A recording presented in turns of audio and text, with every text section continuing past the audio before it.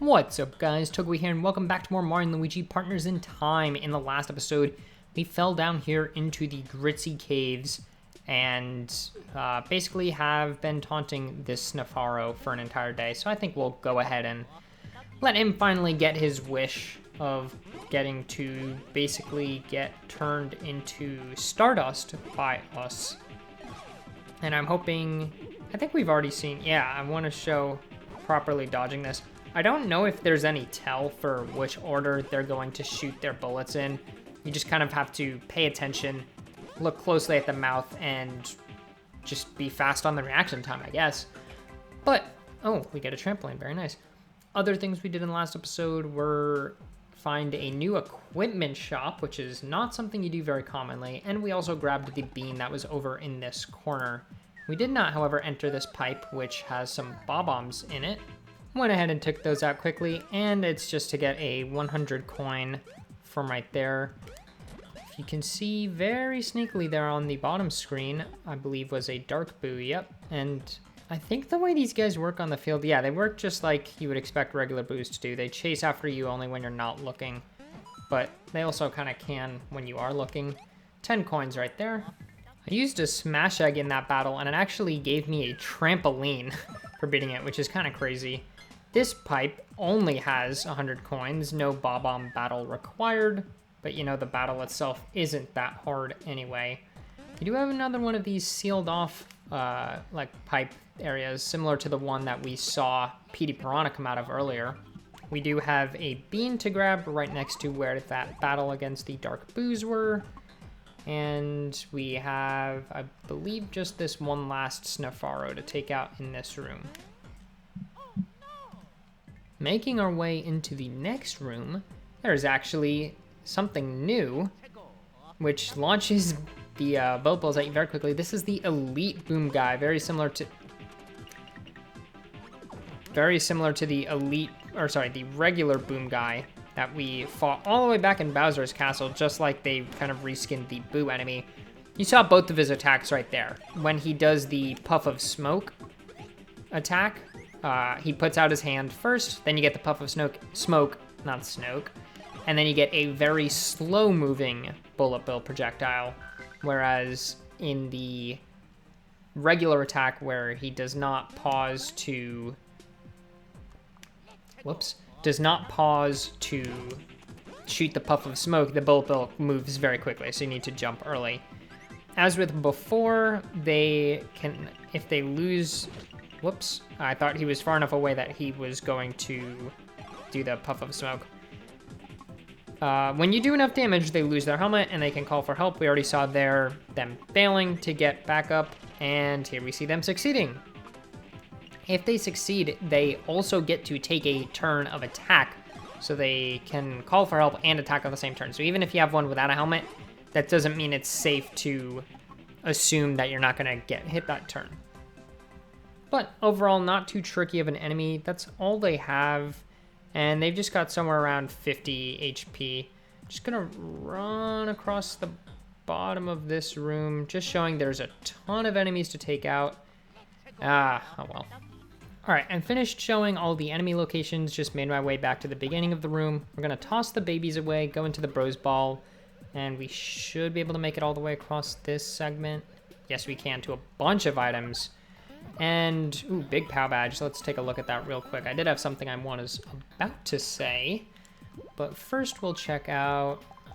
Yeah, we already had one of those, so we could put another one on Luigi, but I kind of like the hit Pow Badge because I'm confident in my dodging, and it helps give a power boost in battles where I'm not about to use a Bros item, although really should be using those very frequently. I typically do use them in a lot of the battles we've cut out. Anyway, I was trying to say that in the last episode, I kept saying the word Claude and I couldn't remember where it was coming from.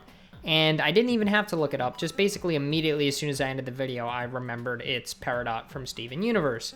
But of course, that eluded me while I was recording, and I remembered as soon as I hit stop recording. At the end of this room, we just have not even a puzzle, right? You just hit a button and it lowers the platform right next to it. Would have been more of a puzzle if they, I mean, still not a puzzle, but more interesting if they had put those if they had put the button up on that segment that you had to bros ball over, but whatever. Also, I noticed while in these battles that the battle background is not the same as the one in the last episode that I gushed over in that kind of side area that only the babies were able to drill into. So definitely makes sense that I didn't notice it before. Glad that I noticed it now.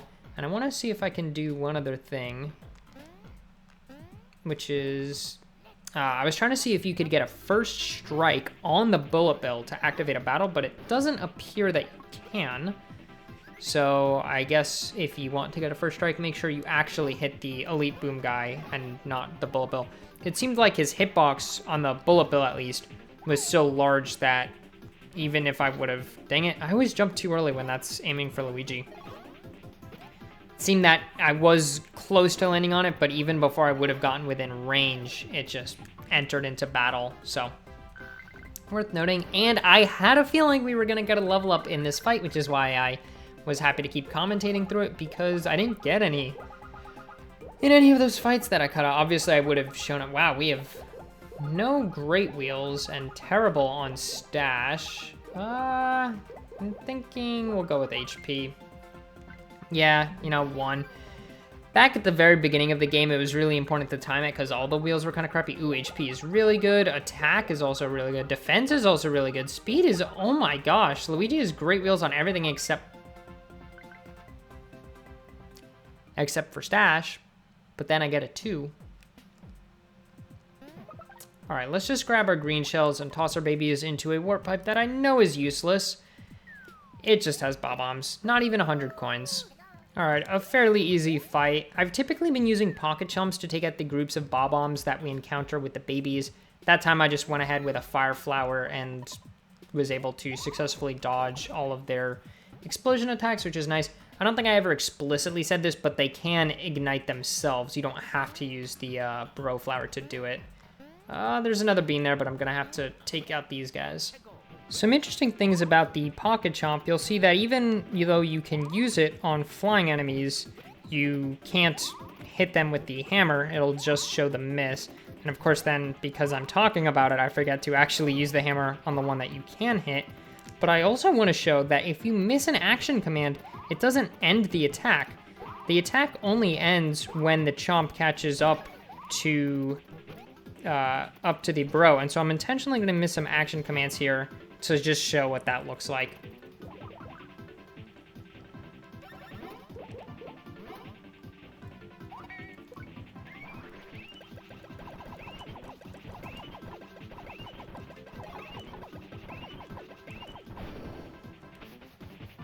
Ooh, also, if you use a bro flower on the Sniffaros, I didn't remember that this was a thing. You'll actually burn up their main sarcophagus, or I guess it's sarcophagus, right? And you're left with just the sniffet from the top that will attack you. Anyway, now we can grab this bean, and there should be one more set of Sniffaros left to fight. Yeah, I'll try using a bro flower, see if they have any other attacks. All right, well, they got 5 turns to attack me there, and they didn't do anything else. They do seem to have quite a bit of HP, though, so worth keeping note that it does seem to reset them. You don't want to, or maybe not reset them, but carry over the HP, because those lasted a lot longer than the ones that I accidentally uncovered in the previous room. Setting the babies up here, we have a bean, and I think that's all we're going to grab. No, we'll also do some platforming. However, what we need to do is have the adults roll into this gear to make the platforms move. Now, you can... actually, yeah, these are too high to jump up. So we are going to have to use these moving platforms to get the babies on. Again, this is the weird thing with the perspective in this game, where it just doesn't seem like that should be too high to jump, yet it is. That was weird. Why was there a counter there? I genuinely don't know. I'm very confused. Also, I neglected to mention this. Oh, I see. I guess there's 3 coins. You can leave the adults rolling if you just have them going to the right and then switch to the babies. and as that gauge fills up more, platform moves faster and faster. You have to get all 3 coins, and that will lower that block, which I didn't go over and show it, but is necessary to get a path forwards. So now we can send the baby... Oh, I don't even have to baby drill. For some reason, I was thinking it was like a drill thing. Just walk into the adults, get them out of that move, and we can progress, except the babies can't come with us. So thanks for opening the path. We're going to leave you here. Goodbye. Wow, almost accidentally spin jumped? Spun jumped? I don't know. Almost went too far over the edge of the platform is what I was trying to say.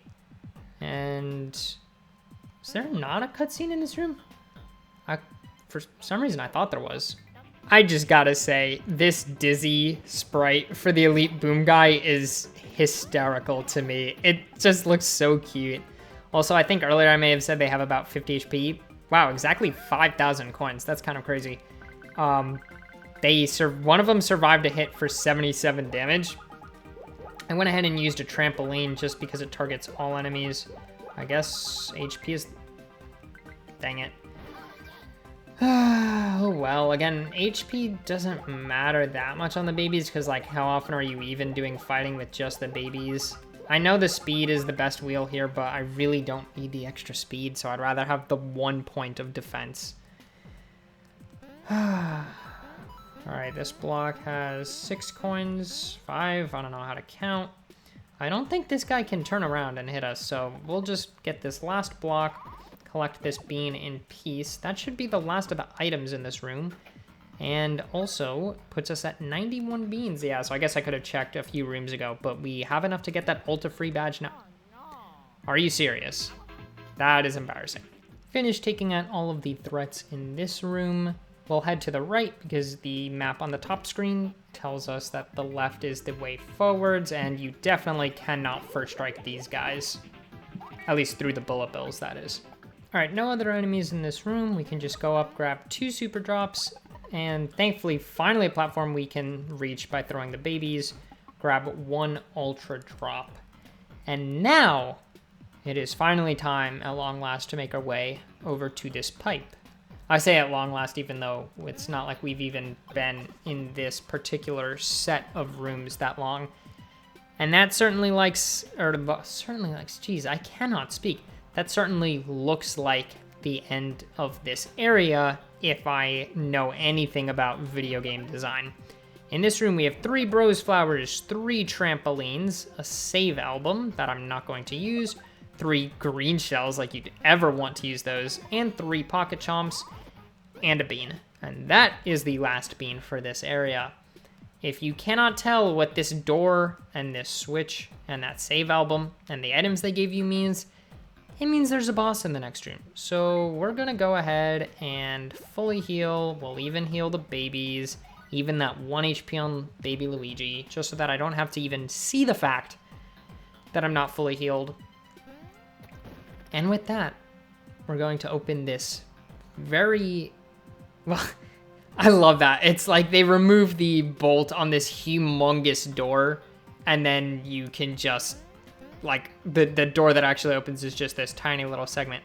If we make our way around the perimeter of this room, we'll see there's no path forwards, even though we see one on the map on the top screen. There isn't actually anything hidden around. It'd be great to put a bean in this room like it would have in the Sunnyside room. But no, there's nothing for you to grab. You can just head right up here, and we'll have to do the double jump to get that 1 coin out of that block, which happens to activate Petey Piranha. Also, cool little conjunction of the 2 screens there. Although it doesn't perfectly line up. Yeah, you can see it. Oh, well, that's what puts a crack in the wall, I guess. Yeah, I was saying the pillars look nearly perfect, but not quite. I noticed a little bit of scrolling. I guess if we look at the top screen, we can see Mario and Luigi trying to hide from Petey Piranha with these cool looking kind of petrified stone flower things in the floor. Comedic relief, Baby Mario, Baby Luigi. This is what I get for recording early in the morning when or late at night, whichever one you want to look at it as. And I'm just trying to jump back and forth between screens. That's a pretty effective attack, you know, throwing the baby. But I think despite all of our best efforts to escape, we are going to have to fight Petey Piranha. Love the animation on this guy. This is another one of those boss fights that just always sticks out in my mind as a big moment in this game. According to my notes, he has about 960 HP, but we all know how unreliable that is. Right now, he is flying in the air. That means you cannot use any ground-based attacks, including hammers or certain bros items. When he flies all the way up into the air, he can do a somersault, in which case you need to jump with both brothers. He has a few different attacks, which is why I'm just taking turns doing regular attacks on him to try to get to show off everything that he can do. Because he is flying up on the screen, it does make it hard to see exactly... Whoops. Oh, I got it backwards. It does make it a bit hard to see when you're going to land from the piggyback jump. So when he jumps down, not doing the somersault, if he's facing towards the brothers, you need to jump with Luigi and then Mario. For some reason in my head, I was thinking jump with Mario and then Luigi. Got it backwards. Hopefully he'll show the third attack he can do. Nah, he doesn't want to do it. Basically, if he comes down while facing away from the brothers, then you want to jump with Mario first, then Luigi. Once he goes down into the ground, he can do that Sinkhole Attack where you just need to repeatedly jump with both brothers. And now that he has hit... That's what I get for looking at the capture window instead of my actual DS. Right, when he goes into the ground, you can't jump on him. You need to use attacks that don't involve jumping. So hammers and not all ground-based attacks, right? So even though, like, you can't use pocket chomps in this stage because you'll jump right into his mouth and take damage, but you can use things like smash eggs or... You know what? Let's do it. Let's just use a green shell for the hell of it because, like, seriously, when I'm... Look at this. This is... Okay, well, decided to get a lucky... Once it starts getting going a little faster, I just stop even bothering trying to hit the attack button. Hey, I mean, actually, 114 damage is not bad. I can't even use Lucky 69. All right, and here's his last attack. You can see on the top screen, well, on the top screen, you get a block with either an M or an L on it. There's a pendulum that swings towards one of the bros, or the bro that has that button, and you need to basically hit back with that bro first, and then it'll take its turns going back and forth. I got hit with Mario there, but if you keep going back, eventually it'll break off. And we got both defense down and speed down. No power down. Oh, wait, yes, power down. I just keep glancing away from the screen right as that happens. All right, well, we could use smash eggs, basically any of these first four. Let's go for a bro flower. I don't think this will negate any of his power downs, or stat debuffs, I should have said. And, you know, he's a plant. Yeah, critical, 175 from fire. And that gave us an attack up on Mario. At this point, we have seen all of his attacks. He's just got the jumping facing the bros. We didn't see him jump facing away from the bros, but you can imagine it's exactly the same as the jumping facing towards the bros. Maybe he'll even do it here. His only two attacks while on the ground are the sinkhole and then the pendulum swinging attack. And there we go, facing away. So that's Mario and then Luigi. So we did get to see everything. Oh, it seems he's taking 2 turns here. I'm guessing somersault. Yep. The timing on those is easy, although I'm trying to think. I don't think you can counterattack those. Also, oh, I thought his stat debuffs went away, but they did not. I think at this point, this trampoline is going to finish him off because he's got defense down. We've got attack up on Mario, not Luigi, unfortunately. But considering I tend to do a decent job with these, unless, of course, I jinx myself due to the Let's Play curse and the fact that I'm trying to commentate while I also do this and pay attention to what buttons I need to hit and continue talking and not running out of breath, although I am taking breaths. I am going to have to start just pressing the right buttons. All right, I'm going to stop talking. Yep. Oh, never mind. We beat him. 440 damage. That is the power of the trampoline. Like, seriously, you can just obliterate bosses because it just doesn't cap you until you make a mistake, which seems a bit busted, and it's why I tried to save it for the end of the fight after we've already shown everything he can do. Inside we find the third Cobalt Star Shard, along with, Kylie Koopa. Well, my noggin but good. Hope my camera's not broken. But we did not find Princess Peach. It's my Whisker boys. Did you KO that overgrown veggie? Good deal. When that clown swallowed me down, I thought it was the big sleep for sure. So give, fellas. Did the big lug have that shard? Why, it's the bee's knees. Gaze at those sparkles long enough and you feel... Yoinks. Inside that crystal, someone was looking back at me, fellas. Probably just your reflection. Must be off my trolley. Need a quick snoozer. Anyway, what gives, Whiskers? What are you gonna do when you get all those baubles together? Quite the motley crew, but you do make for gold copy. What does that even mean? This name's got a lead that'll top anything you've ever done. Wow, that certainly is interesting. Glommed onto a little Shroob property when the alien boneheads grabbed you. It's a key to something inside the Shroob mothership. Who knows what this beauty can do in the right keyhole? It's a mystery, alright? You can bet your last mushroom it'll be a scoop to the stop the presses, boys. Huh? You wanna know if I saw Princess Peach in the belly? Believe it, fellas. Princess Peach was in there. But when I got 8, she got spit out lickety-split. I'm not sure if I'm happy or upset to hear that. I was all set for an exclusive interview too. Raspberries. Pretty sure she's still locked up in the cave somewheres. Well, that's good because there's only 2 rooms left of the caves for her to be. Also, gotta love her taking photos of our reactions because she just withheld some information. Oh yeah, I owe you one. Well, we'll have to keep that in mind if we ever see her again, which, something tells me we just might. Crack open the wall. I guess that does happen more than once in the game. My sincerest apologies. And we have what looks like it could be a jail cell. Oh, that really looks like a jail cell. Mario? Could it be? Is that you, Mario? Mario, help! Mario! Well, that's definitely Peach. It's a shame I didn't have the adults up here for that cutscene.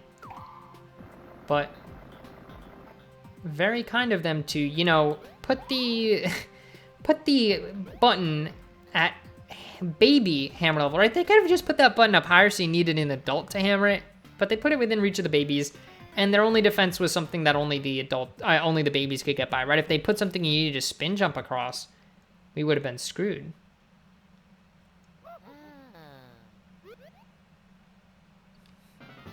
Oh.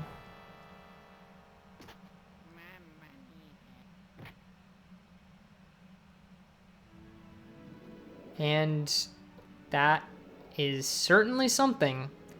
We seem to have recovered Princess Peach, but she's got a weird shroob-like mushroom attached to her face. Oh, calamity! How dare this fungus attach itself to our princess's beautiful visage? I dare say I'm rather curious as to how the mushroom has affixed itself as well. What a cruel jest this is. I get the chance to meet the adult princess and curses. Nah, I was about to do a Toad's voice, but no, I'm good. Guess we'll just have to wait for it to rot and fall off. The shroom, I mean, not her face. Are you well, my dear? She just nods. Oh, now you've done it, you trumpeting old elephant. The young miss is weeping again. Princess here, princess there, no rest for me, I fear. Important thing is the princess is safe. Why don't you lay down for a while? And she's resting, so we are not allowed in there, but that's gonna do it for this episode, all right?